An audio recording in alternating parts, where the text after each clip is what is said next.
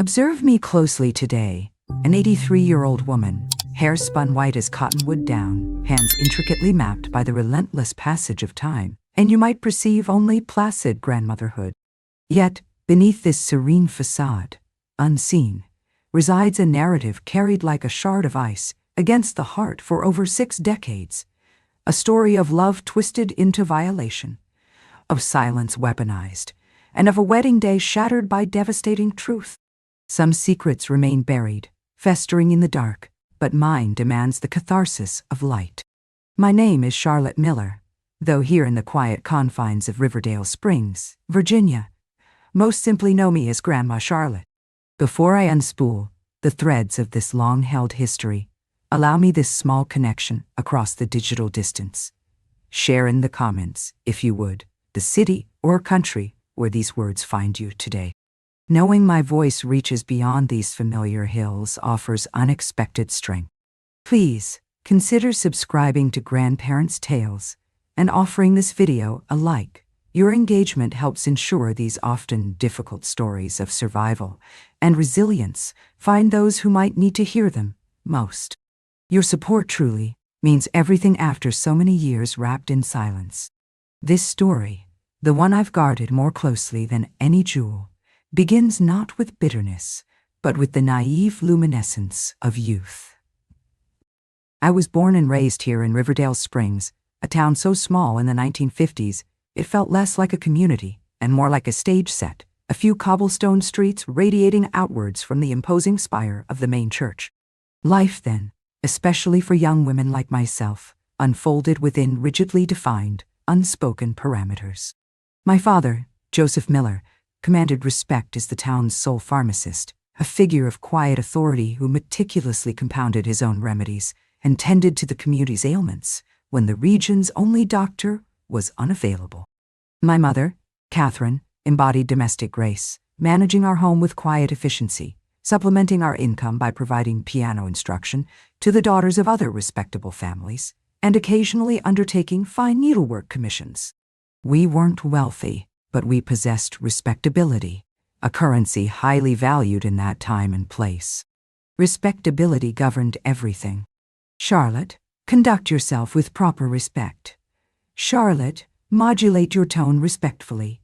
Charlotte, ensure your attire reflects the respect due your family. These were the constant refrains shaping my girlhood. It was within the familiar, medicinal-scented confines of my father's pharmacy, on a sweltering January afternoon in 1955, that Edward Thompson first entered my carefully circumscribed world. Newly arrived, he assumed the prestigious role of manager at the town's only bank branch. He cut a striking figure, tall, impeccably tailored, possessing penetrating green eyes that seemed capable of discerning hidden thoughts, and a smile so effortlessly charming it could illuminate the dimmest corners of a room.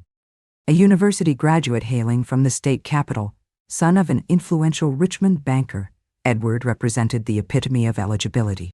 His mere presence strolling across the town square, always flawlessly attired in light-colored suits despite the Virginia humidity, elicited collective sighs from the town's single young ladies. That initial encounter was brief. He presented a prescription for headache powders. My father was occupied with a delivery, so I, accustomed to assisting at the counter after my studies, served him. His gaze lingered, intense and unsettlingly direct, causing a warmth to spread across my cheeks that had nothing to do with the oppressive January heat. The following Sunday, after the church service concluded, he approached my mother and me as we prepared for our customary promenade around the town square. With practiced politeness, he requested permission to accompany us. Thus began our courtship, conducted strictly according to the rigid social protocols of the 1950s. Always chaperoned, our conversations unfolded under the watchful eye of my mother or a designated aunt, strategically positioned on a nearby park bench, while Edward and I exchanged carefully modulated pleasantries. Sundays invariably included luncheon at our home, following the church service. Every interaction felt formal, traditional, precisely as societal expectations dictated. Edward courted me with traditional offerings, bouquets of wildflowers, volumes of romantic poetry, elegantly boxed chocolates ordered specially from Richmond. He treated me with unwavering attentiveness, like a delicate porcelain doll, reinforcing the illusion of being cherished, protected. Within a remarkably short 3 months, the conversation inevitably turned towards marriage. I recall vividly my mother's ecstatic expression when I shyly informed her Edward had formally requested permission to court me with serious intentions. She reacted as though she had personally won the state lottery. "A man of his caliber, Charlotte," she exclaimed, stroking my hair with trembling hands. "Cultured, formally educated, from such a prominent family. You are an exceptionally fortunate young woman." After a year of carefully supervised courtship, the official proposal transpired. Edward formally requested my hand from my father in the stiff formality of our visiting room, while my mother and I waited with feigned nonchalance in the kitchen, pretending to prepare coffee neither of us intended to drink, our ears strained towards the closed door. When the two men finally emerged, wreathed in self-satisfied smiles, my future path felt irrevocably sealed. The engagement ring presented was modest by today's standards, yet ostentatious for Riverdale, a small, solitaire diamond that glittered brightly, attracting considerable attention. Neighbors contrived excuses to visit, ostensibly to offer congratulations, but primarily, I suspected, to admire the shiny symbol adorning my finger. The subsequent 6 months became a whirlwind of wedding preparations. The ceremony, naturally, would be held at the main church, followed by an elaborate reception at the town's recreational club, the most prestigious venue available. My wedding gown, a confection of imported lace and heavy silk, was commissioned from a renowned dressmaker in Richmond, its cost equivalent to nearly 3 months of my father's pharmacy earnings. The guest list swelled to over 200 names, encompassing virtually all of Riverdale's society and notable figures from adjacent towns. Edward, residing alone in a rented house near the bank, commenced construction on our future marital home, a modern 2-story structure featuring a wide front porch situated prominently on the town's main thoroughfare. It promised to be the most contemporary residence in Riverdale, boasting electrical wiring throughout and, most impressively, a private telephone line, a luxury enjoyed by only a handful of affluent families at the time. We met almost daily, always chaperoned, meticulously planning the minutiae of our shared future. The precise number of children we envisioned, he desired 3, I dreamed romantically of 4. The style of living room furniture, my preference leaned towards classic traditionalism, his towards sleek modernity. I existed within a gilded bubble of happiness, seemingly floating amongst clouds of blissful anticipation. The weeks immediately preceding the wedding intensified the joyful preparations. My mother and aunts convened regularly, consumed by discussions of trousseau linens, embroidered with intertwined initials, gleaming new pots and pans, awaiting installation in my future kitchen. Everything transpired with such meticulous care, such palpable affection. A week before the scheduled date, relatives began arriving from out of town, filling our small house with excited chatter and luggage. Among them was my cousin, Helen Miller, the daughter of my father's sister, who resided in Norfolk. Helen, 18 years old and 2 years my junior, had been my closest childhood confidant. Though distance had separated us physically after her family relocated, we maintained our bond through regular, detailed letters. She arrived 3 days prior to the wedding, accompanied by my aunt and uncle. As our home overflowed with visiting relatives, they secured lodging at the nearby residence of my godmother, Miss Eugenia, just a few blocks away. I recall the sheer joy of embracing Helen at the train station, the rush of affection upon reuniting after so long.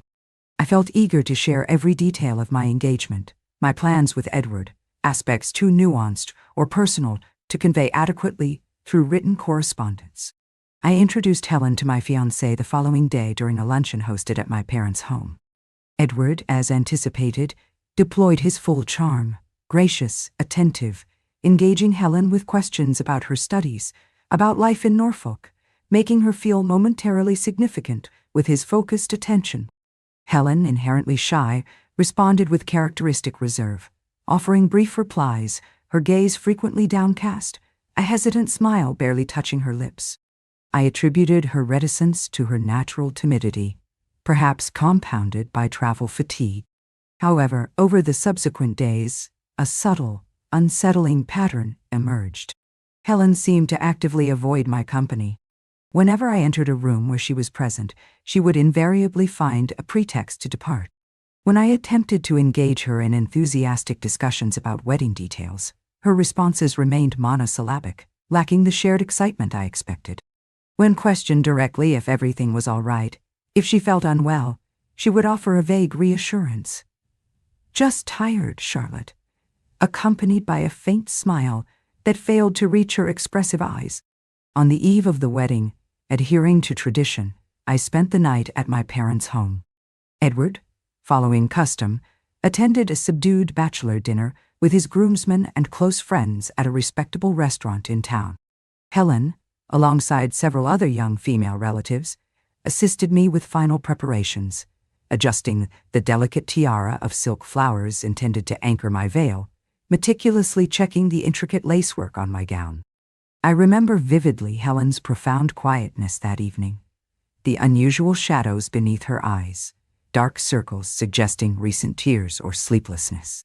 When I gently inquired again if something troubled her, she grasped my hands tightly, her gaze meeting mine with an intensity that startled me, frightened me. "Are you truly certain, Charlotte?" she asked, her voice low, urgent. "Absolutely, irrevocably certain that this is the man you wish to spend the remainder of your life alongside?" The question, posed so pointedly on the precipice of my wedding day, caught me completely off guard. Of course, I felt certain.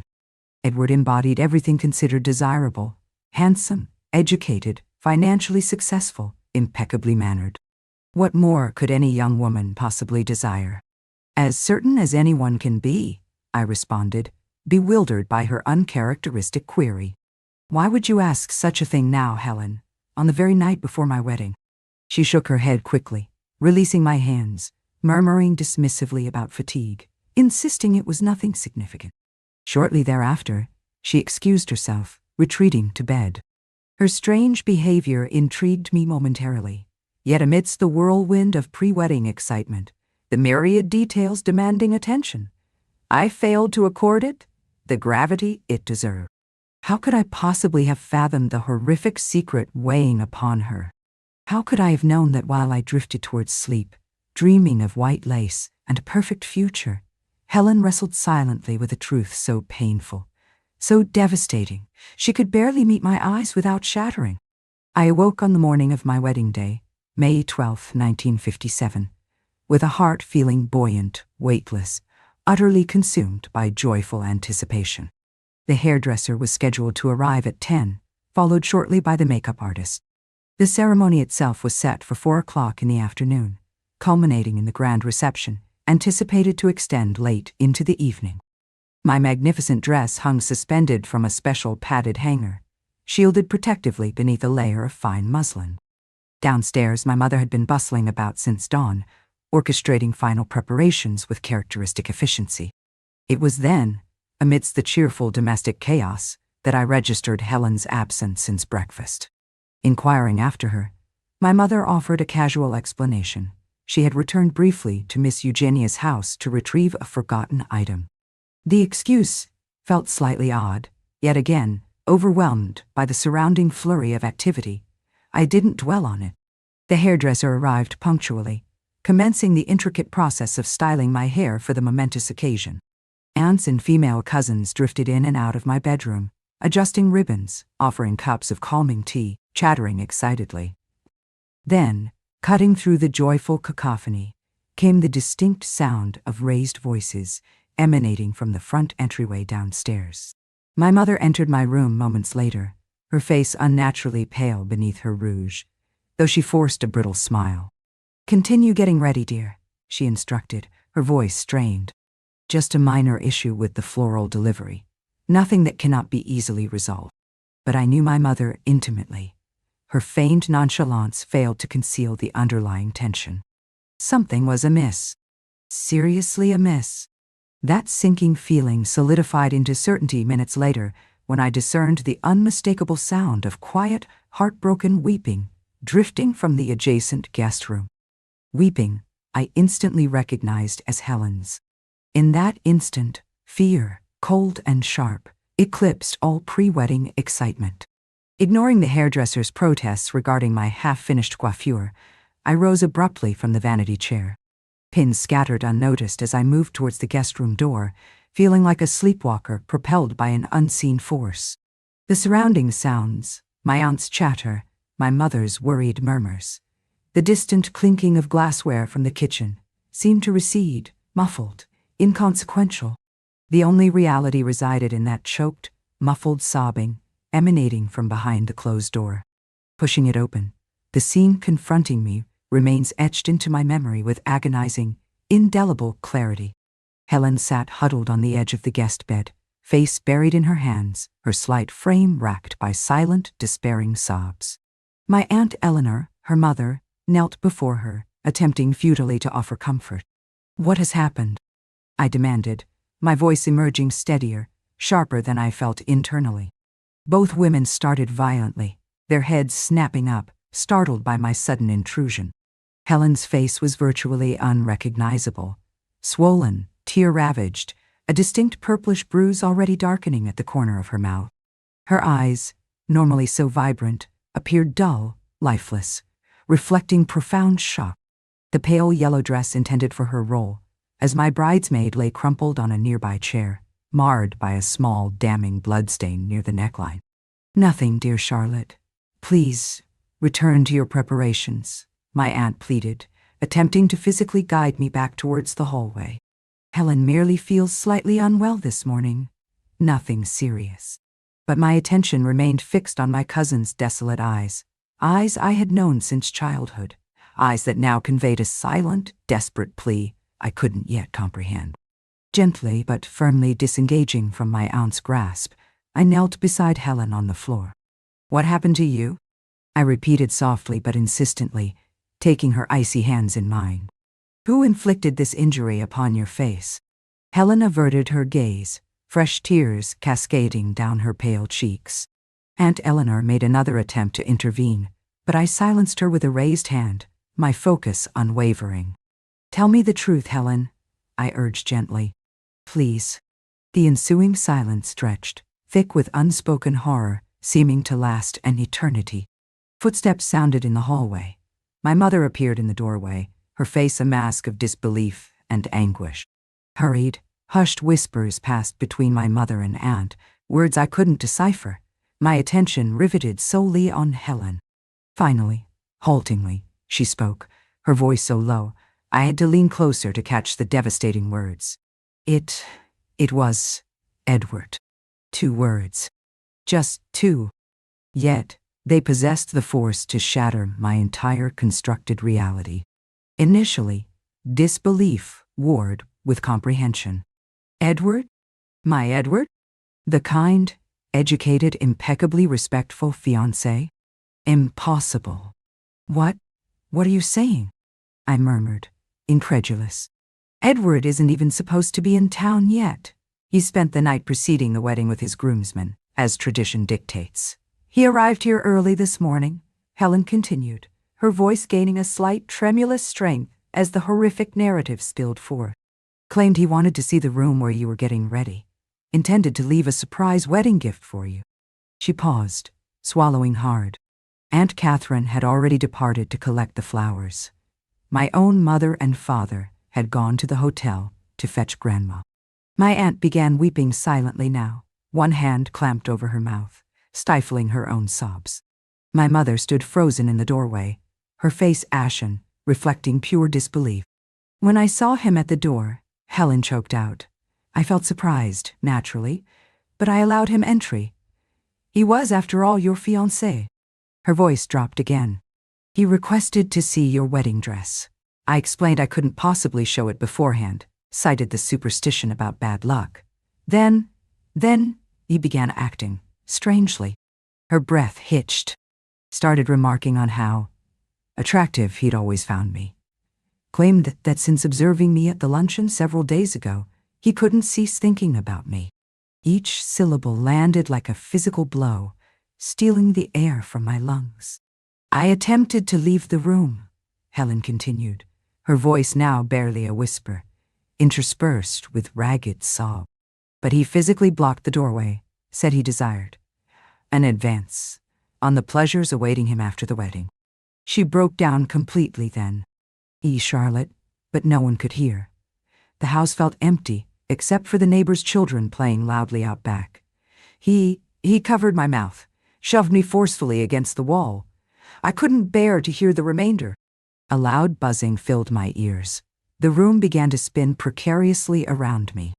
Vaguely, I felt hands supporting me, preventing me from collapsing.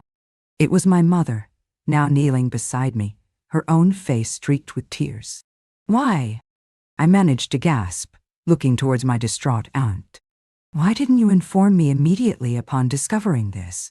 Oh, Charlotte, we wanted to spare you, Aunt Eleanor sobbed, her voice trembling. Your father and Uncle Paul immediately went searching for Edward, but he couldn't be located yet. We considered canceling the wedding altogether, citing illness perhaps, without revealing the horrific reason. You appeared so radiantly happy, so blissfully unaware. A different emotion surged through me then, displacing the initial shock and nausea, a cold, clarifying rage. Rage directed fiercely at Edward, certainly, but also, bewilderingly, towards my own family, for assuming I required shielding, for deeming me incapable of confronting the devastating truth, for prioritizing sparing my feelings over addressing the immediate violation suffered by my cousin. Where is my father currently? I demanded, my voice surprisingly calm amidst the internal tempest. He and Uncle Paul proceeded to the hotel where the groomsmen were lodged. My mother explained quickly. Apparently, Edward departed quite early this morning, claimed he had some final errands to attend to before the ceremony.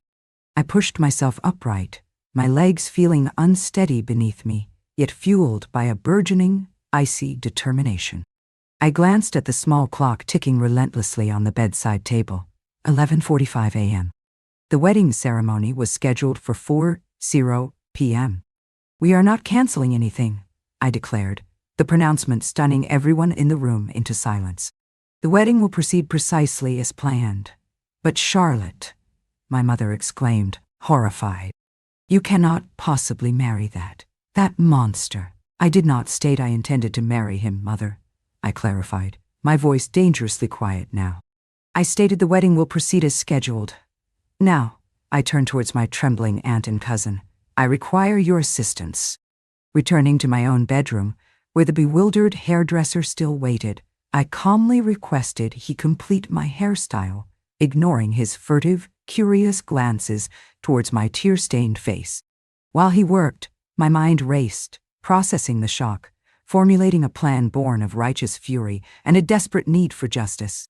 Images flashed, Helen's bruised face, her violated innocence. Edward's practiced, charming smile, now revealed as a predatory mask. The small glittering diamond on my finger, symbolizing a promise now irrevocably defiled. The makeup artist arrived shortly thereafter, and I submitted passively as she skillfully concealed the evidence of my weeping behind layers of powder and foundation.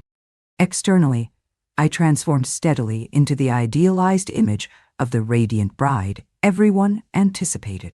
Internally, however, something far more formidable, something entirely unforeseen, was solidifying. I dispatched an urgent message requesting the immediate presence of my godmother, Miss Eugenia, a formidable woman, widowed for a decade, who independently managed the largest, most prosperous rural estate in the entire region. If anyone possessed the strength, resources, and audacity to assist me in executing the plan rapidly forming in my mind, it was she. Upon Miss Eugenia's arrival, her imposing presence filling the room, I requested everyone else leave us undisturbed. A woman nearing 60, possessing a ramrod-straight posture and penetrating, intelligent eyes, she listened intently, without interruption, as I recounted Helen's harrowing experience, omitting no detail. Unlike my distraught mother, Miss Eugenia displayed no tears, no overt emotional reaction. Instead, her eyes narrowed almost imperceptibly, her aristocratic features hardening into an expression I'd never witnessed before. a potent blend of cold fury and calculated determination. "What precisely do you intend to do, my child?" she inquired simply when I finished. I outlined my nascent plan. It felt audacious, potentially scandalous, certainly unthinkable for a young woman of my background and upbringing in the conservative climate of the 1950s. But it represented the only form of immediate, public justice I could conceive. Miss Eugenia considered my proposal in silence for several long moments, assessing its risks, its potential repercussions. "This action will undoubtedly precipitate the most significant scandal this town has ever experienced," she stated finally, her voice grave. "Your personal reputation, Charlotte, may never fully recover." "I no longer care about my reputation," I replied, surprised by the depth of my own conviction. "I cannot permit him to potentially inflict this upon other vulnerable women. I cannot allow Helen to bear the weight of this violation, this shame, entirely alone." A faint, sad smile touched Miss Eugenia's lips, tinged with undeniable admiration. "Very well," she stated decisively. "Then let us proceed. Grant me 1 hour to orchestrate the necessary arrangements." She departed swiftly, leaving me to continue my preparations. The magnificent wedding dress was brought forth, that ethereal dream of lace and silk, purchased at such significant cost. I allowed my mother and aunts to assist me, their hands trembling slightly, while listening distractedly to the hushed, anxious voices drifting from the hallway. My father had returned, unsuccessful in locating Edward. Guests would begin arriving at the church within hours. The pastor had been discreetly informed of a slight, unavoidable delay, but crucially, not a cancellation. At precisely 1 o'clock, Miss Eugenia returned, her expression resolute. "All arrangements are in place," she confirmed quietly. She paused, meeting my gaze intently. "I must ask you one final time, Charlotte. Are you absolutely certain you wish to proceed with this course of action?" "There exists no viable alternative," I replied firmly. "He must be held accountable for his actions. The entire town deserves to know the true nature of the man they revere as Edward Thompson." At 3 o'clock, the anticipated news arrived via a discreet messenger. Edward had been sighted returning to his rented house near the bank. He was apparently preparing for the wedding ceremony, as if nothing untoward had transpired, as if he hadn't brutally violated my cousin just hours earlier, as if he genuinely remained the honorable, upstanding gentleman everyone perceived him to be. A wave of visceral nausea washed over me as I contemplated the horrific reality. Had Helen remained silent, had I proceeded in blissful ignorance, I would currently be preparing to marry a monster, would be sharing his bed tonight, potentially bearing his children, living an entire existence predicated upon a monstrous lie. At 3:45, confirmation arrived. Edward Thompson had reached the church. He awaited me at the altar, flanked by his groomsmen. My father entered my room, his face etched with profound anguish, aged seemingly 10 years within the span of a single day. His expression crumbled further upon seeing me fully attired as a bride, the delicate lace veil already obscuring my features. "Daughter," he began, his voice thick with emotion, taking my hands in his, "you do not have to proceed with this. We can simply cancel everything now, announce you've fallen ill. In a few months, once the initial gossip subsides, you could relocate temporarily to the capital, stay with your cousins until—" "No other," I interrupted gently but firmly. "I refuse to hide as though I am the one who committed wrongdoing. I've done nothing shameful. Helen certainly did nothing shameful. He is the one who must confront the consequences of his deplorable actions." My father sighed deeply, seemingly defeated, yet perhaps also recognizing the unexpected steel in my resolve. He knew me well enough to understand my decision was immutable. "Then let us proceed," he stated quietly, offering me his arm. The church sanctuary felt oppressively full, radiating palpable anticipation. 200 guests, representing the entirety of Riverdale's respectable society, filled the pews, women adorned in their finest dresses and hats, men attired in dark formal suits. The floral decorations felt suddenly garish, excessive. 300 imported white orchids, cascades of satin ribbons, elaborate lily arrangements flanking the altar. And there he stood, awaiting me. More handsome, more poised than ever, in his impeccably tailored light gray suit, dark hair perfectly combed, flashing that confident, practiced smile that had once captivated me, yet now provoked only profound revulsion. The organist commenced the traditional wedding march, the familiar chords echoing dramatically through the vaulted space. All heads turned expectantly towards the rear of the church as I peered at the entrance, clinging tightly to my father's arm. A collective murmur of admiration rippled through the nave. The bride looked exquisite. The gown, a veritable dream. The bouquet of lilies and white roses, perfectly complementing the altar arrangements. I began the slow procession down the center aisle, my arm linked through my father's.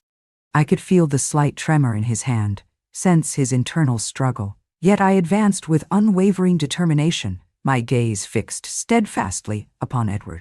Upon the man who awaited me with that rehearsed smile, those penetrating green eyes now appearing utterly vacant, soulless. A few yards from the altar, I executed the prearranged, almost imperceptible signal towards Miss Eugenia, seated strategically in the front pew. She rose discreetly, exiting silently through a side door. It was the agreed-upon cue. Everything was irrevocably set in motion. Reaching the altar, Edward extended his hand towards me, his smile widening possessively. "You look absolutely breathtaking, Charlotte," he whispered, his voice intended for my ears alone, as my father stepped aside to join my mother in the pew. I stared at his outstretched hand, the same hand that, mere hours earlier, had inflicted violence upon Helen, violated her innocence, shattered her trust. Instead of accepting it, instead of completing the traditional gesture, I slowly, deliberately lifted my veil, revealing not the demure, blushing smile of a devoted bride, but the cold, resolute countenance of a woman poised to execute judgment. This was the moment I had meticulously planned during the preceding chaotic hours, the moment of undeniable truth, of public justice, the moment destined to forever alter the trajectory of my life, and indeed, the lives of countless others within our small, unsuspecting Virginia town. What transpired within the hallowed sanctuary of the First Baptist Church during the subsequent minutes became indelibly etched into the collective consciousness of Riverdale Springs. The most profound scandal, the most shocking public revelation the quiet town had ever witnessed. A rupture that began with my voice, ringing out unexpectedly loud and clear, shattering the anticipatory silence. "There will be no wedding ceremony conducted today." The pronouncement echoed through the cavernous space, stark and absolute. An instantaneous, palpable hush descended upon the congregation, 200 faces simultaneously, freezing into masks of stunned disbelief. Edward, standing directly before me at the altar, visibly paled, his practiced smile dissolving instantly into confusion, then dawning panic. "Charlotte, what are you doing?" he hissed, reaching instinctively to grasp my arm. I recoiled sharply, as if from a venomous snake. "Do not touch me," I commanded, my voice resonating with newfound authority, loud enough for those in the front pews to clearly hear. "Never presume to lay your hands upon me again." A low murmur erupted, spreading rapidly through the church like wildfire. I observed the bewildered expression on the pastor's face, the shocked whispers exchanged amongst the guests. My father made a motion to rise, likely intending to intervene, but my mother restrained him firmly, her hand gripping his arm, her eyes conveying a shared, painful understanding. She knew what was unfolding. In the front pew, Miss Eugenia offered a subtle, almost imperceptible nod of encouragement. It was time. "I believe everyone present deserves to understand why there will be no wedding," I continued, turning deliberately to address the stunned congregation, my voice trembling slightly, now but infused with unwavering conviction. "This morning, while I innocently prepared for what I believed would be the happiest day of my existence, Edward Thompson, the man standing before you now, the man who solemnly pledged to honor and respect me, forcibly violated my own cousin, Helen Miller, within the supposed safety of my parents' home. He inflicted injury upon her. Gasps of horrified disbelief echoed throughout the sanctuary. Edward's face contorted into a mask of mingled fury and stark terror. "This is preposterous," he shouted, his voice cracking under the strain. "She's hysterical, unbalanced. Do not believe a word of this malicious fabrication." He lunged towards me again, attempting to seize my arm forcefully. I stood my ground. "Take your hands off me, Edward," I repeated icily. "Your tactics will not succeed twice within the same day." Precisely at that moment, as if on cue, the heavy side doors of the church swung open dramatically. Miss Eugenia entered, purposefully leading Helen by the arm. My cousin, though her eyes remained swollen from weeping, her lower lip visibly split, the purplish bruise darkening on her cheekbone despite attempts at concealment with face powder, walked with a newfound fragile dignity. She wore a simple, modest dress, starkly different from the cheerful yellow bridesmaid gown laid out earlier. My Aunt Eleanor and Uncle Paul followed closely behind, their faces etched with a mixture of profound shame and quiet determination. A collective, audible gasp swept through the church as Helen reached the altar, stopping beside me. "Look at her, Edward," I commanded, my voice ringing with righteous anger. "Look closely at the tangible evidence of your actions." He refused, his venomous green eyes, once so captivating, now blazing with hatred, fixed solely upon me. I registered movement in the periphery. Edward's father, the powerful Richmond banker, visibly agitated, beginning to stride purposefully down the center aisle, undoubtedly intending to exert his influence, quell the escalating scandal, perhaps dismiss the entire incident as mere female hysteria. I had anticipated this contingency as well. "You are all insane," Edward vituperated, his gaze darting wildly between Helen and me. "This is clearly a premeditated setup. He gestured contemptuously towards Helen, is merely spiteful, consumed by jealousy because I chose her cousin, a woman of better standing. She fabricated this entire sordid tale because she secretly desired me for herself." The sheer cruelty of his accusation struck Helen with the force of another physical blow. She staggered slightly, leaning heavily on Miss Eugenia for support. It was then that another voice, strong and resolute, unexpectedly sounded from the rear of the church. Mary, Edward's middle-aged housekeeper, a woman known for her quiet diligence and discretion, began walking slowly, deliberately down the center aisle, all heads turning to follow her progress. "It is not the first instance," she stated clearly, her voice carrying surprisingly well in the suddenly silent sanctuary. Edward's face lost all remaining color. He stared at his housekeeper as if confronting a phantom. "Shut your mouth, you meddling old fool," he screamed, taking a threatening step towards her, seemingly prepared to resort to violence even here, at the altar. The pastor finally reacted, quickly positioning himself physically between Edward and Mary. Undeterred, Mary continued calmly. "First, it was the young Smith girl who served briefly as a maid in his house. Then, approximately 4 months ago, it was the baker's niece who arrived merely to deliver a birthday cake." Her gaze swept across the stunned congregation.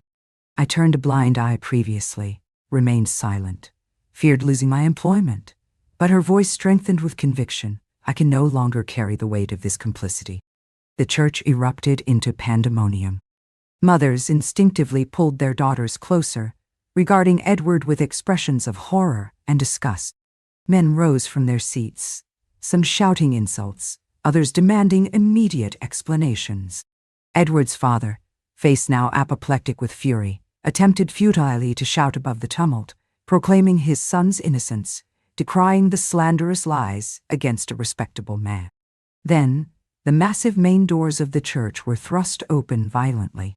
Framed starkly against the bright afternoon light stood Sheriff Miller, a corpulent man with a familiar thick mustache, flanked by 2 uniformed deputies. "Edward Thompson," the sheriff's voice thundered, instantly quelling the chaos. "You are hereby detained for questioning regarding formal allegations of assault and indecent acts against multiple women." Time seemed to momentarily freeze. The silence returned, heavy now, laden with palpable tension. Edward looked around wildly, like a cornered, desperate animal seeking escape. For a terrifying instant, I feared he might attempt to flee or lash out violently. But then, abruptly, his shoulders slumped in defeat. All the carefully constructed charm, the arrogant confidence that had once mesmerized me, evaporated completely, revealing the true predatory nature beneath. "You possess no tangible proof of anything," he murmured, more to himself than anyone else, a final, pathetic attempt at denial. As the deputies approached purposefully to apprehend him, cuffing his wrists behind his back, I spoke one final time, looking him directly in the eyes. "We possess Helen's sworn testimony," I stated clearly. "We have Mary's corroborating accounts." And I added significantly, "We will likely obtain more testimonies now that other victims understand they are not alone." I paused, then gestured towards Miss Eugenia, who handed me a small folded package. From within, I produced a man's handkerchief, stained unmistakably with dried blood, embroidered neatly with the initials E.T., Edward's handkerchief, which Helen had instinctively kept after the assault. "You left your physical marks upon my cousin, Edward," I concluded quietly but firmly. "But you also, foolishly, left your signature at the scene of the crime." As the officers escorted a now limp, unresisting Edward out of the church, a profound sense of release washed over me, as if an immense physical weight had been lifted from my shoulders. The personal cost of this public confrontation would undoubtedly be substantial. The ensuing scandal, the malicious gossip, the enduring shame associated with a wedding transformed into a public indictment.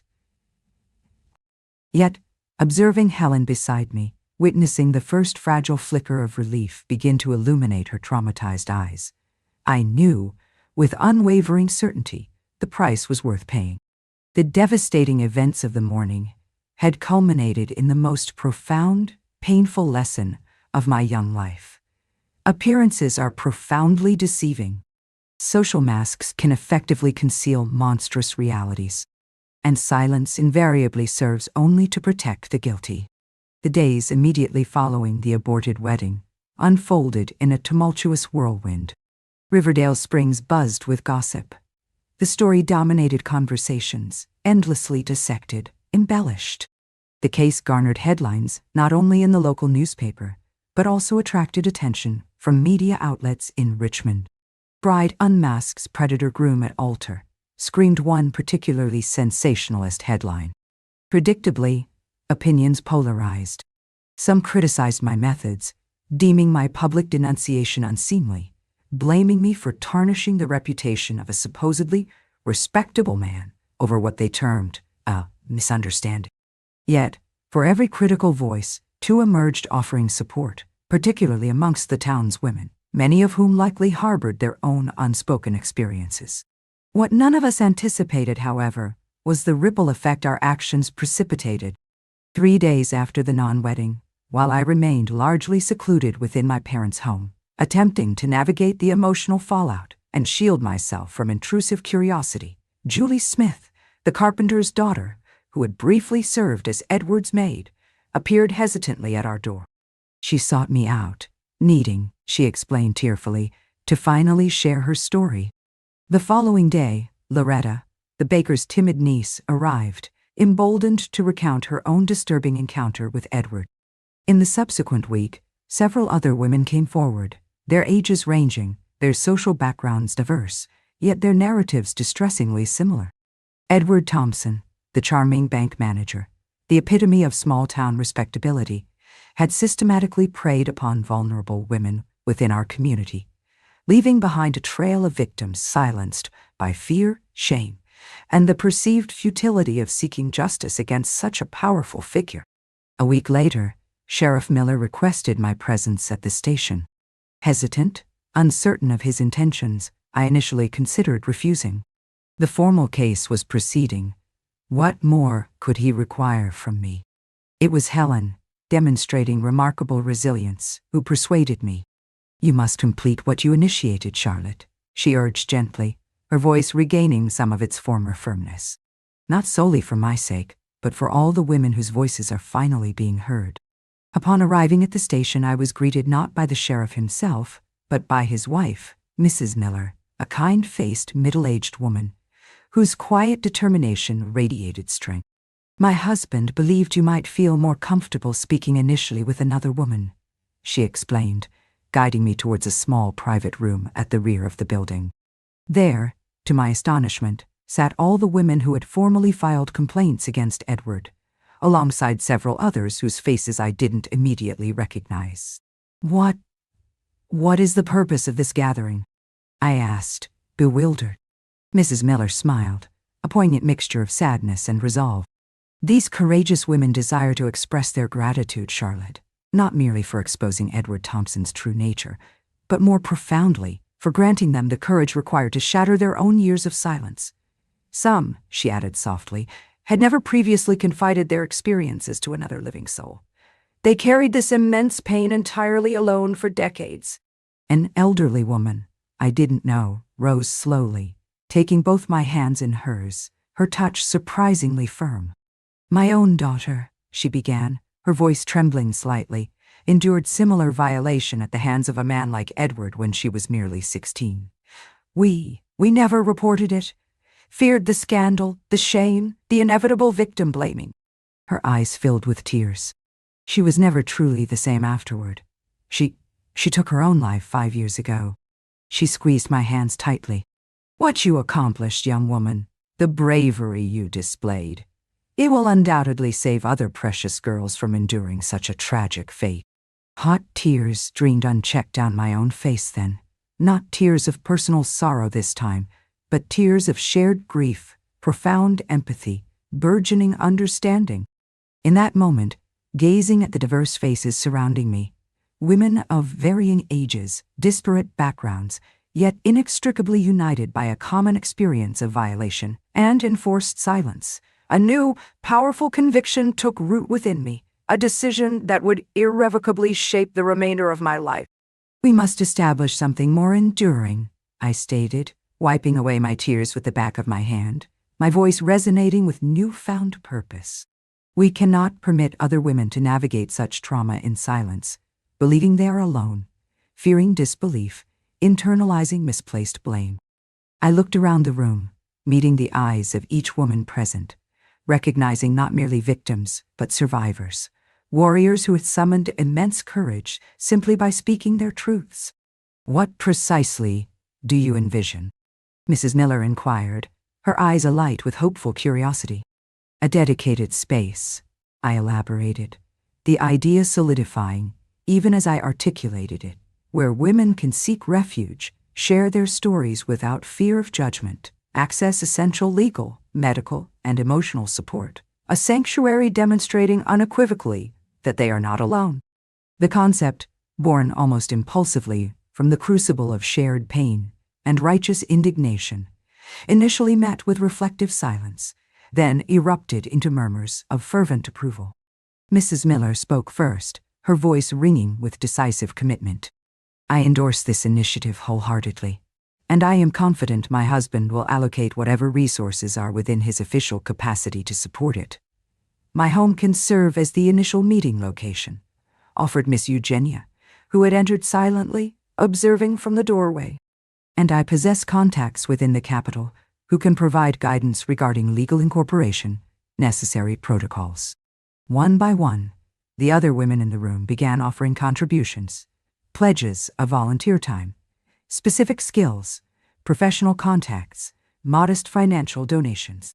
What commenced as a vague reactive idea rapidly gained momentum, transforming into something tangible, concrete, filled with collective purpose. There, within the unassuming confines of that small room, at the Riverdale Springs Police Station, in the autumn of 1957, while America remained preoccupied with Cold War anxieties and the nascent space race, a small cohort of courageous women unknowingly planted the seeds for what would eventually blossom into the first dedicated women's support center in rural Virginia. We possessed no foresight then of the immense challenges ahead, the resistance we would inevitably encounter, the profound impact our nascent organization would ultimately achieve. But in that moment, united in shared purpose, I recognized that, from the ashes of my personal tragedy, From Helen's trauma, from the collective pain endured by countless silenced women, something new, something vital, something potentially transformative was being born. And for the first time since discovering Edward's monstrous betrayal, I allowed myself to feel not merely anger or sorrow, but a fragile, burgeoning sense of hope. Hope that through confronting our own painful pasts, we might collectively forge a future where other women wouldn't suffer similar fates. It marked the initiation of a new, unforeseen phase in my life, a path I hadn't planned, wasn't necessarily prepared for, yet embraced with the same unwavering determination that had propelled me down the church aisle to confront Edward Thompson. The journey ahead promised to be long, arduous, fraught with obstacles. Many battles remained unfought, some inevitably lost, others demanding reserves of courage and resilience I hadn't yet known I possessed. But surrounded by those brave, determined women, I knew, profoundly, I wouldn't face those challenges alone. And that shared solidarity, more than anything else, provided the strength required to move forward. The months following Edward's dramatic arrest transformed Riverdale Springs. What began as a localized scandal reverberated far beyond our town's borders, attracting statewide attention. A Richmond newspaper dispatched a reporter to cover the unfolding story, followed quickly by other media outlets, intrigued by the narrative of the jilted bride who publicly denounced her groom, triggering an avalanche of similar accusations. The trial was scheduled for October 1957, a mere 5 months after that fateful wedding day. During the interim period, our nascent women's support initiative transitioned rapidly from concept to reality. Utilizing a small 2-story building, generously donated by Miss Eugenia, situated discreetly 2 blocks off the main town square, we established the Riverdale Springs Women's Support House. Operations commenced modestly, primarily offering weekly confidential meetings where women could share their experiences, find solace in community, and offer mutual support.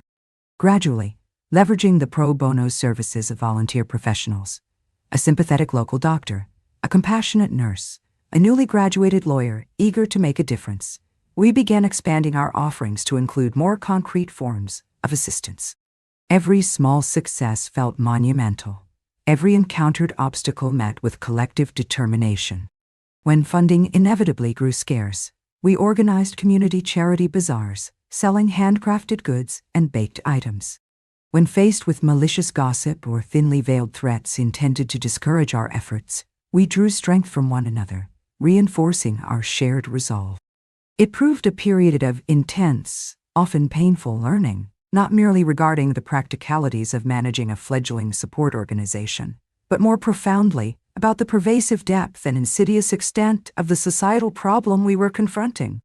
As the trial date loomed closer, my personal anxiety intensified. Edward's influential father had spared no expense, retaining one of Virginia's most renowned, notoriously aggressive defense attorneys. Rumors circulated rampantly throughout town, suggesting their primary strategy involved discrediting Helen, portraying her as a young woman of questionable morals, perhaps even insinuating she had actively seduced Edward. It represented a depressingly common tactic, one I learned was frequently employed to intimidate victims into silence, dissuading them from pursuing legal recourse. But Helen was no longer isolated, vulnerable. And neither was I. We possessed not only the unwavering support of our immediate families, but also a growing contingent of community allies, women empowered by our actions to finally share their own long-buried stories, men who refused to tacitly condone the culture of silence that protected predators like Edward. And most crucially, we possessed the undeniable power of the truth. On the evening preceding the trial, Helen sought me out. We sat together quietly on my parents' front porch swing, watching the sunset bleed hues of orange and purple across the twilight sky. She appeared noticeably different, not entirely healed, perhaps, as some wounds leave indelible scars, but emanating a quiet strength, a newfound determination that filled me with immense pride. "I am frightened, Charlotte," she confessed, her voice barely above a whisper. "Terrified about tomorrow, about facing him again, about the invasive questions they will undoubtedly ask, the judgments they will surely cast." I took her hands in mine, feeling the slight tremor that still betrayed her underlying fear. I am frightened too, I admitted honestly. It would be unnatural if we weren't. But Helen, I added firmly, I find myself even more terrified by the prospect of remaining silent, of permitting men like Edward to continue perpetrating their abuses without consequence. Helen nodded slowly, her gaze fixed on the darkening horizon. Our silence serves only to protect the guilty, she murmured, echoing the sentiment that had become a de facto mantra within our burgeoning support house. Tomorrow, she stated with quiet conviction, I refuse to remain silent any longer. The following morning, the Riverdale Springs courthouse overflowed with spectators. The trial had captured widespread public interest. Many individuals unable to secure seating inside crowded onto the courthouse steps, pressing close to the open windows, straining to follow the proceedings. The oppressive October heat rendered the courtroom atmosphere suffocating, despite the slow, rhythmic rotation of the ceiling fans overhead. Edward was escorted into the courtroom in handcuffs, yet impeccably dressed in a tailored suit, attempting to project an air of wrong dignity. His face, once radiating easy charm, now appeared taut, strained, marked by visible tension. He deliberately avoided making eye contact with Helen or me, keeping his gaze fixed steadfastly upon his high-powered defense attorney, a tall, austere man with prematurely graying hair and an aura of dismissive superiority that instantly grated upon my nerves.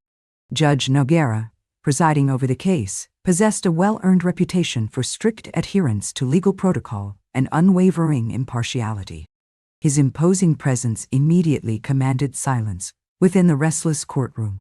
The trial commenced formally with the reading of the charges against Edward Thompson, each word echoing with solemn gravity through the hushed hall.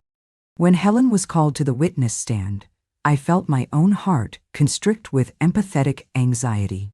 Yet, she walked towards the witness chair with remarkable composure, her steps firm despite her pale face. She wore a simple navy blue dress, devoid of ornamentation save for a small gold brooch pinned at her collar, a gift from her mother, intended, I knew, to bolster her courage. For nearly an hour, Helen recounted the harrowing events of that May morning, her voice occasionally faltering, but never losing its fundamental firmness. She described Edward's unexpected arrival, her attempts to deflect his advances, his subsequent physical restraint, his violation. She articulated the profound pain, the paralyzing fear, the enduring humiliation. And she recounted his final, chilling words as he departed, straightening his tie, smiling coolly. If you dare tell anyone, no one will believe you. Edward's defense attorney, as anticipated, launched a brutal cross-examination, attempting relentlessly to discredit her testimony. He insinuated consensual behavior, suggested motives of jealousy and resentment towards me, even questioned the timing of her disclosure. He probed aggressively about why she had initially allowed Edward into the room, why she hadn't screamed louder. Classic victim-blaming tactics, designed to sow doubt, shift responsibility. Yet to each insidious query, Helen responded with remarkable dignity, refusing to be intimidated or flustered. At one particularly tense juncture, when the lawyer contemptuously suggested she had fabricated the entire incident merely to garner attention, Helen looked directly at him, her voice ringing with quiet conviction. "Do you genuinely believe, sir," she inquired calmly, "that any woman would willingly subject herself to this public scrutiny, this invasive exposure of her most private violation, face the inevitable gossip, the looks of pity, the whispers behind her back, simply for fleeting attention?" She paused, her gaze sweeping briefly across the courtroom. "No, sir. I am testifying today because what I have stated is the unvarnished truth, and because I cannot in good conscience remain silent, knowing other young women might suffer similarly if predators like Mr. Thompson face no consequences." A murmur of approbation rippled through the courtroom, swiftly quelled by the judge's gavel, yet I observed a flicker of something, respect perhaps, in Judge Noguera's eyes. Then, it was my turn to testify.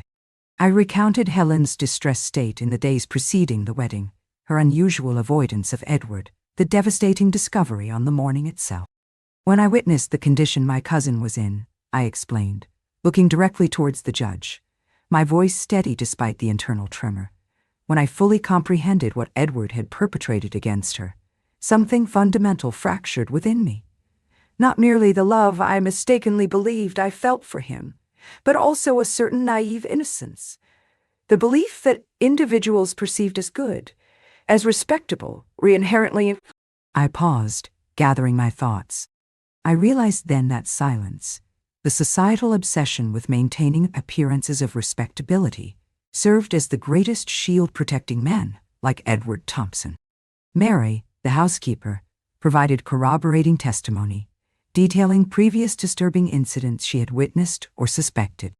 One by one, the other women who had bravely come forward following the initial scandal took the witness stand, each recounting similar patterns of manipulation, coercion, and abuse, collectively painting an undeniable, damning portrait of Edward Thompson's predatory behavior.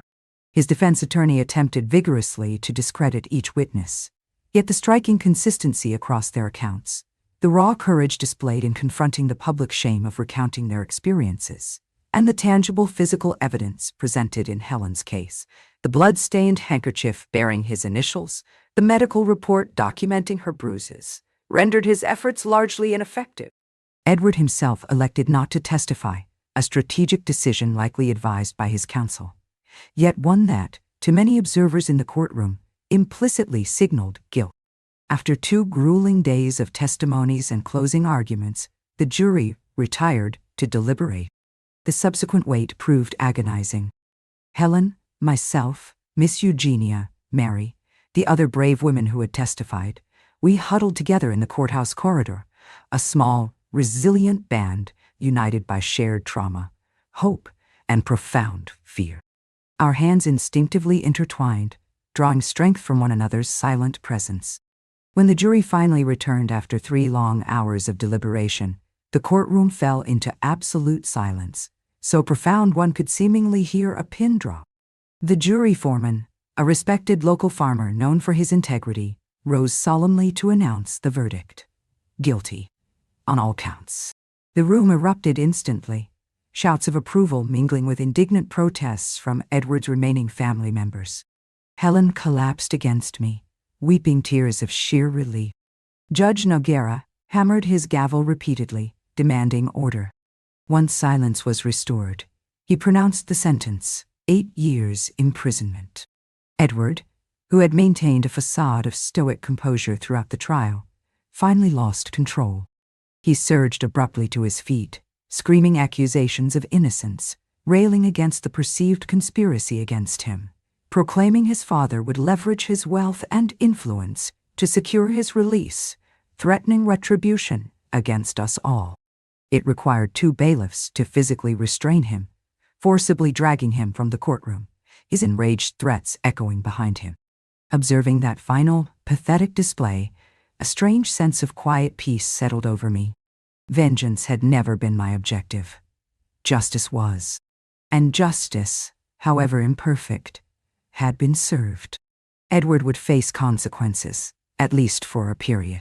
And perhaps more importantly, a powerful message had been sent. Victims would be heard, predators would be held accountable, silence would no longer reign supreme in Riverdale Springs. As we exited the courthouse later that day, we were unexpectedly greeted by a supportive crowd gathered on the steps. Women offered flowers, clasped our hands, murmured words of encouragement. Some wept openly, expressing gratitude for our courage. It was in that moment, surrounded by that outpouring of solidarity, that I fully grasped the profound significance of what we had collectively achieved. This extended far beyond Edward Thompson, beyond Helen's individual trauma, beyond my own shattered wedding day. This represented a potential turning point for all women who had endured abuse in silence, who had been disbelieved, blamed, shamed. On the sidewalk, a young female reporter from the Richmond newspaper approached me, notepad poised.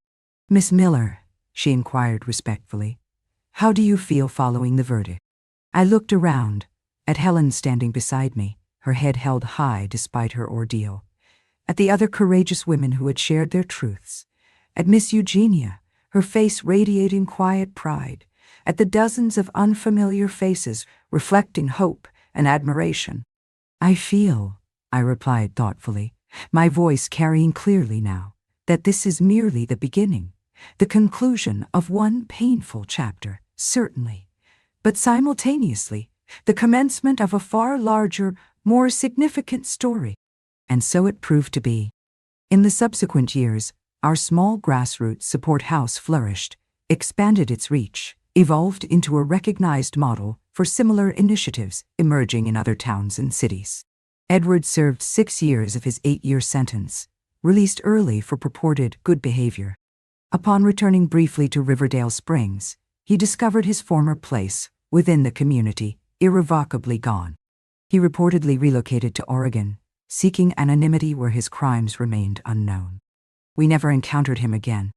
The dramatic tale of the bride who publicly denounced her groom became ingrained in local folklore, recounted and embellished over time, often with distorted details. Rumors circulated that I had physically attacked Edward at the altar, that Helen was secretly my sister. The factual truth, as frequently occurs, gradually blurred around the edges, yet the enduring impact of that day remained undeniable.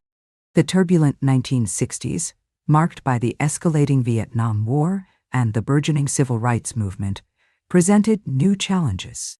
Our Women's Support Center, advocating for female empowerment and challenging established power structures, inevitably attracted suspicion from conservative elements within the community, occasionally labeled subversive. We learned to navigate this complex political landscape strategically, balancing the need for discretion to protect our clients with the imperative of determined advocacy. There were strategic retreats, careful advances, moments requiring immense fortitude. Yet we never wavered from our core mission, providing a safe haven for women survivors of violence, amplifying their voices, empowering them to rebuild their fractured lives. By 1970, the support house transitioned into the formally incorporated Riverdale Springs Women's Support Center, boasting a more structured organization, expanded resources, established partnerships with sympathetic health and legal professionals. Our services broadened significantly, encompassing not only crucial emotional support groups, but also pro bono legal counseling, access to medical assistance, vocational training programs designed to foster financial independence for women rebuilding their lives after leaving abusive relationships, and essential daycare services for their children. I, myself, never married.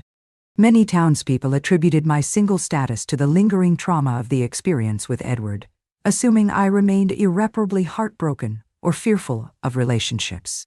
The reality, however, proved more nuanced. I discovered profound purpose, deep fulfillment, in dedicating my life to the center, to the collective struggle for women's rights and safety. Alternative paths rarely considered viable, let alone desirable, for women of my generation in the 1950s.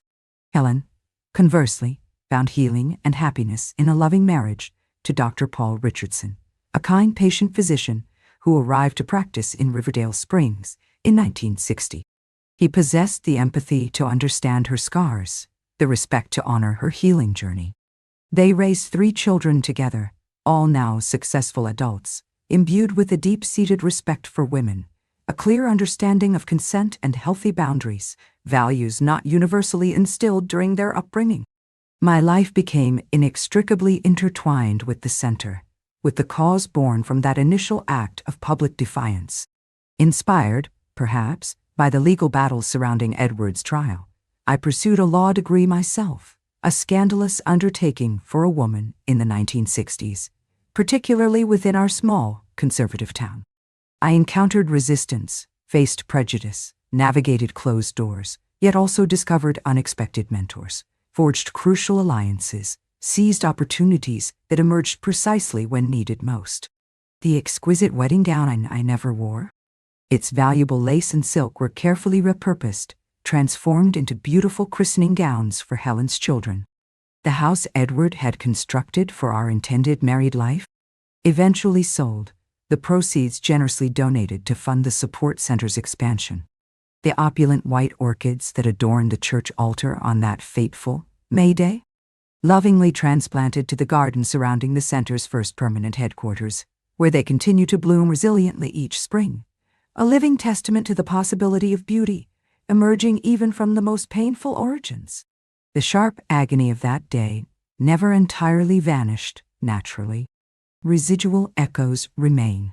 There are fleeting moments, triggered unexpectedly, when I vividly recall Helen's bruised face, the visceral shock of discovering Edward's true nature, the sickening sensation of my meticulously planned future disintegrating around me.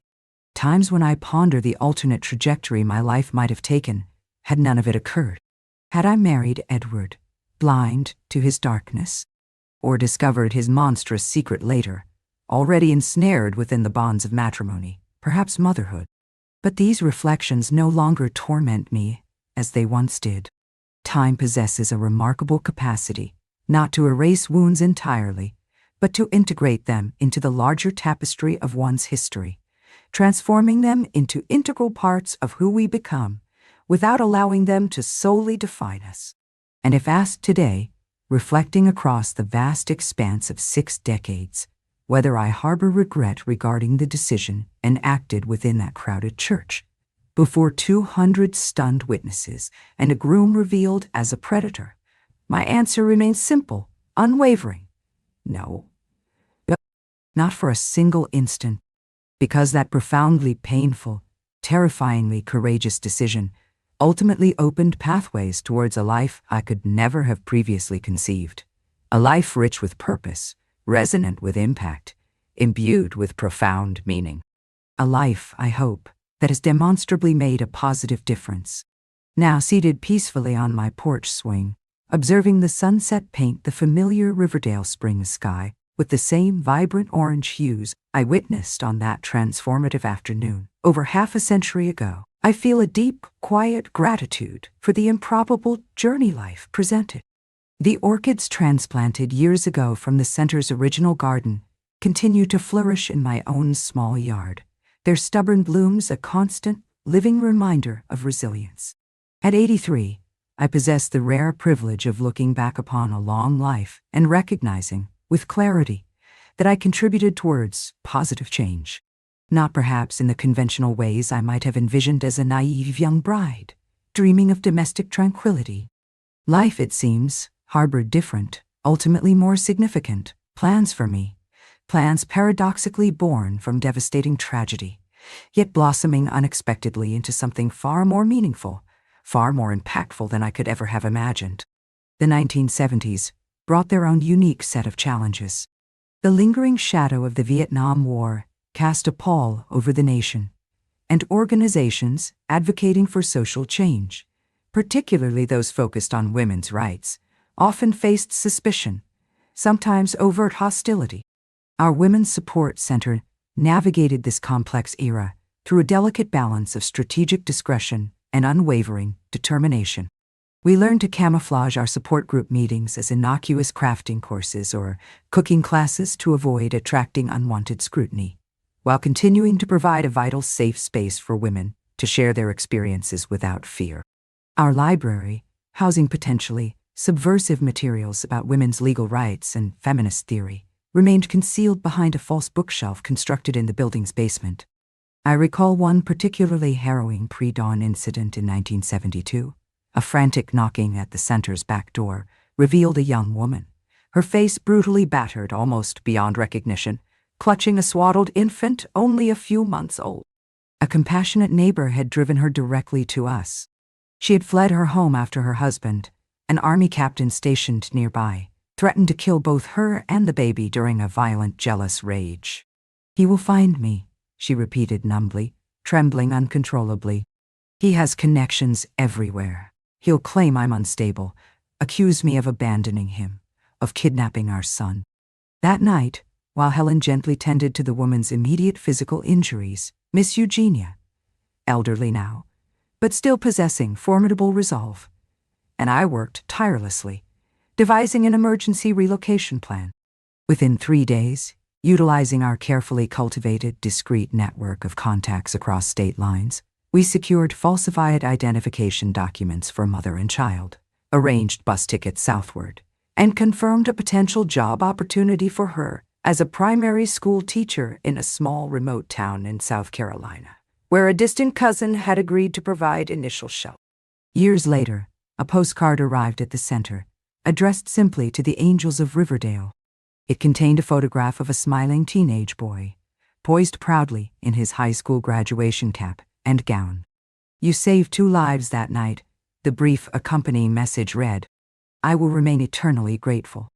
It wasn't the first time necessity demanded we operate within the shadows, nor would it be the last. Each case presented unique complexities, required tailored approaches. We learned resourcefulness, improvisation, leveraging limited means, cultivating allies in the most unexpected corners. One such unforeseen ally emerged in 1975, coinciding with the United Nations designation of International Women's Year. Sheriff Miller, now nearing retirement, sought me out privately. His wife, the kind Mrs. Miller who'd offered crucial early support, had passed away the previous year following a decade of dedicated volunteer work at our center. "My Clara," the sheriff began, his voice choked with emotion. "She truly opened my eyes. Charlotte made me perceive the world differently." He confessed, before her involvement with the center, "I confess I was like too many men of my generation, largely blind to the prevalence of women's suffering, deaf to their desperate calls for help." He then handed me a thick, sealed envelope. Inside resided a substantial sum of cash, his wife's modest life savings, he explained, along with meticulously compiled documents detailing numerous domestic violence cases that had been deliberately buried, dismissed, or ignored by the local police department over the preceding 2 decades. "Utilize these resources as you deem appropriate," he stated simply, his eyes glistening, "to honor Clara's memory." The unexpected financial contribution enabled us to purchase a larger, more suitable building, establishing the center's new, permanent headquarters. The explosive documents provided irrefutable evidence of systemic negligence by local authorities regarding violence against women, evidence that proved instrumental years later in advocating for significant statewide policy reforms. The 1980s witnessed the burgeoning influence of feminism's second wave, allowing our center, finally, to emerge more fully from the shadows.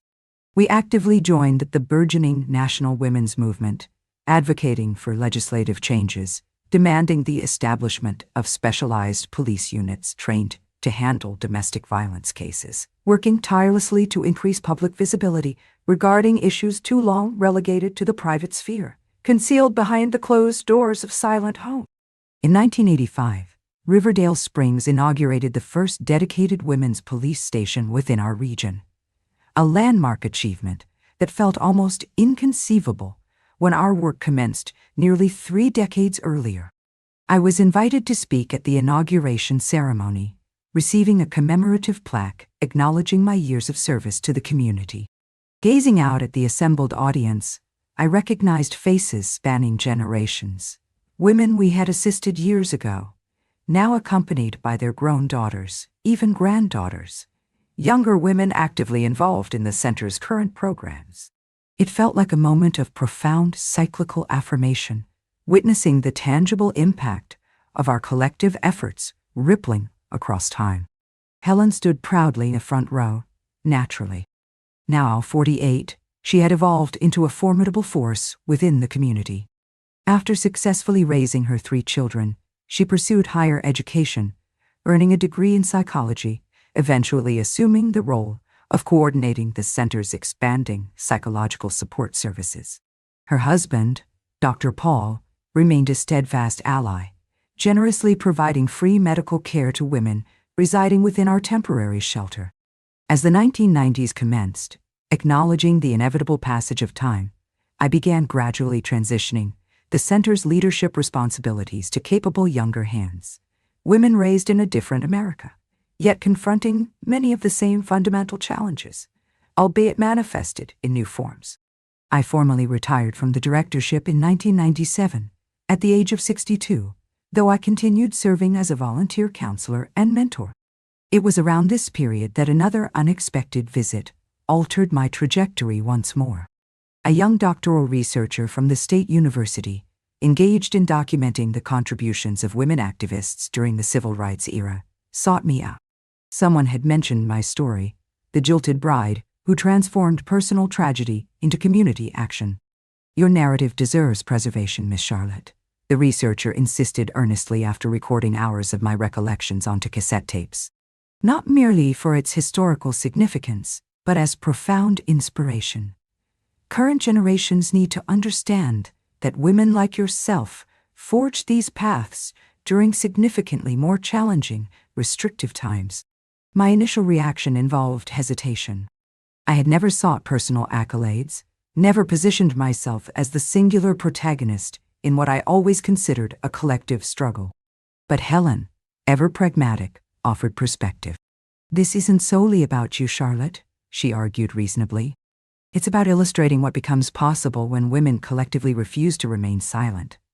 It's about demonstrating that even amidst seemingly hopeless circumstances, choices remain, hope endures. Consequently, the book The Bride Who Said No was published in 2000. To my genuine surprise, the work garnered national attention, finding adoption within university women's studies curricula, sparking discussion groups across the country.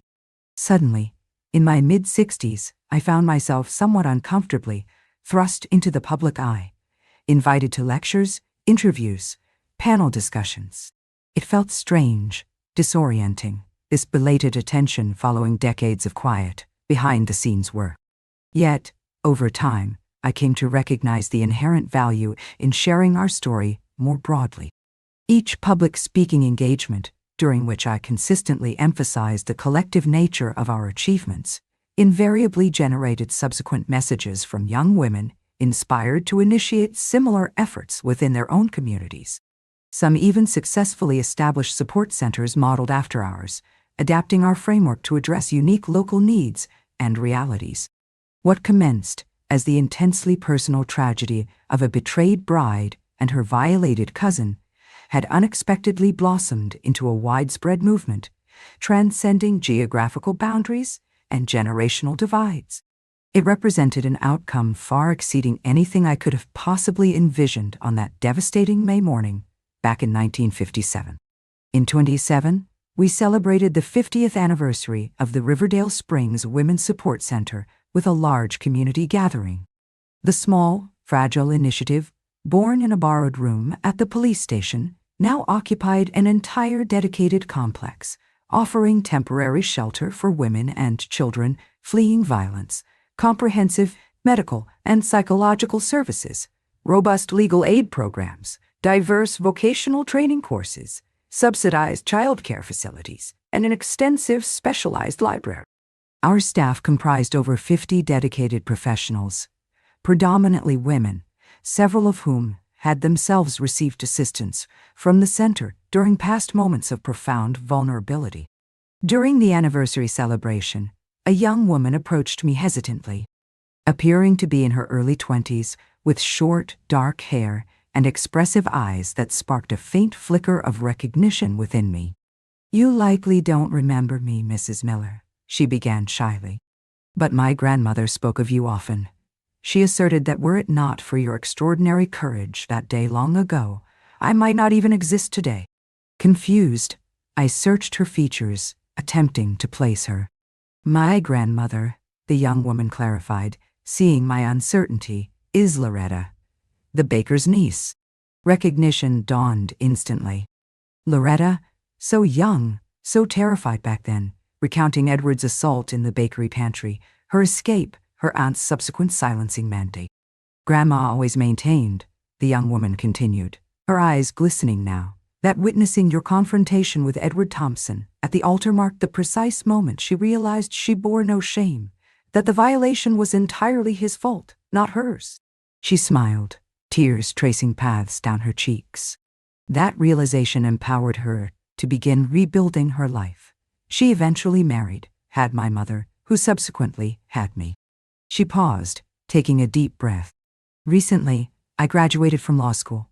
Inspired largely by your story, by Grandma's experience, I intend to specialize in women's rights advocacy, to continue the vital work you initiated." In that poignant moment, I grasped the true, enduring meaning of legacy. It resided not within buildings constructed, programs established, or impressive statistics tallied over decades. It lived within these transformed lives, generating further transformation, creating an unbroken chain reaction of healing, empowerment, and progress, extending far beyond my individual reach. Now, in 2025, reflecting from the vantage point of 83 years, I observe the world with a mixture of hope and enduring concern. I witness with profound joy the significant societal advancements achieved, more effective legal protections, heightened public awareness regarding domestic violence and abuse, expanded platforms enabling survivors to share their stories. Yet, I also perceive with weary concern the persistent setbacks, the ongoing resistance to fundamental change, the insidious new forms violence assumes within our increasingly digitized, complex world. I observe young activists passionately engaged in the struggle, possessing the same fire that fueled us decades ago, confronting many of the same systemic obstacles, albeit manifested within different contemporary contexts.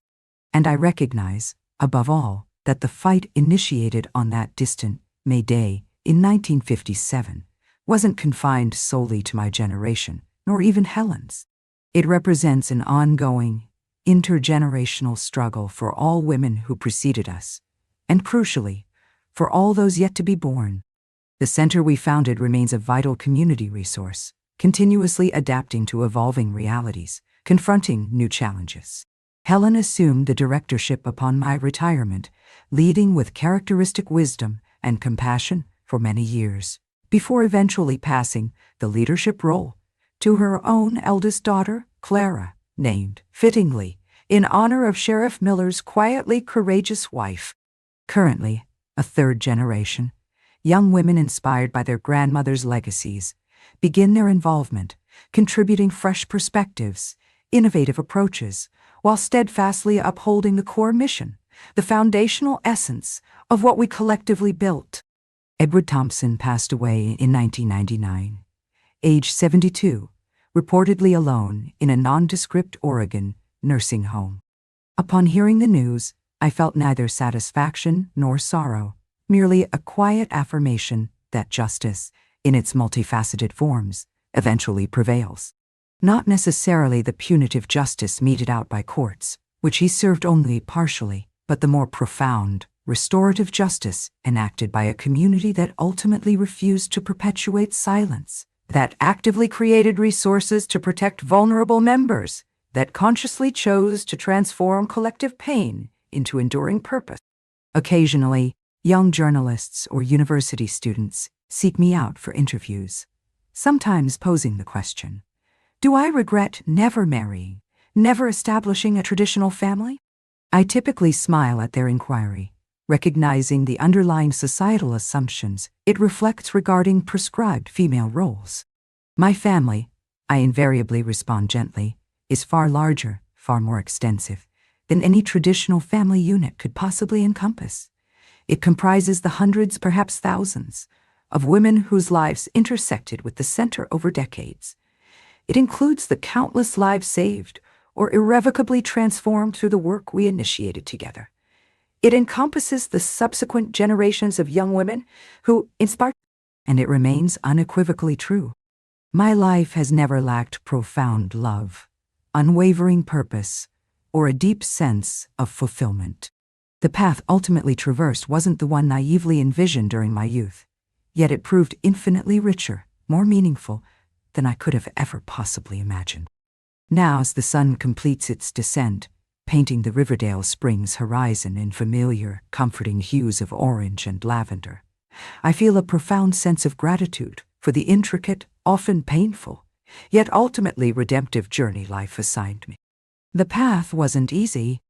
Moments of excruciating pain, paralyzing self-doubt, profound discouragement in the face of seemingly insurmountable obstacles were frequent companions along the way. Tears were shed, sleepless nights endured, strategic retreats necessitated, battles lost. Yet, Intertwined with the hardships were moments of indescribable joy, shared triumphs that resonated deeply, experiences of profound solidarity that transcended mere words. Grateful embraces exchanged, hesitant smiles reborn, futures painstakingly rebuilt from the very ashes of devastating pasts. A resilient community, primarily of women, bolstered by crucial male allies, collectively refusing to accept the status quo, courageously daring to envision and actively construct a different, more just world. That represents the legacy I hope endures long after my time concludes. Not physical monuments or public accolades, but transformed lives continuing to positively impact other lives. A ripple effect initiated by a single act of desperate courage on a long ago May Day, expanding outwards, touching shores far beyond my sight or imagination. And to you, who have patiently accompanied me to the conclusion of this lengthy reminiscence, I offer my sincere gratitude. Thank you for bearing witness, for not averting your gaze from difficult truths, for permitting my story to perhaps resonate within your own life experiences, hopes, and dreams. If these words have touched your heart, please express your support with a like, share this narrative with someone who might find solace or inspiration within it. Consider joining the Grandparents' Tales WhatsApp group via the link provided in the video description, a welcoming community sharing daily stories of resilience and mutual support. And please subscribe to the channel, ensuring you don't miss future accounts of lived experience. Together, perhaps, we can continue constructing a world where no individual endures violence or violation in isolating silence. Because ultimately, that remains the crux of the ongoing struggle. Not vengeance, not punishment, but healing. Healing not merely for ourselves as individuals, but collectively, for all who came before us bearing silent wounds, and for all who will inevitably follow. A profound healing attainable only when we collectively shatter the silence, when we courageously share our authentic stories, when we steadfastly refuse to accept that things are simply the way they are. I am Charlotte Miller, the bride who defiantly said, no. And this has been my story. A story I pray continues to inspire courage long after my own voice eventually falls silent.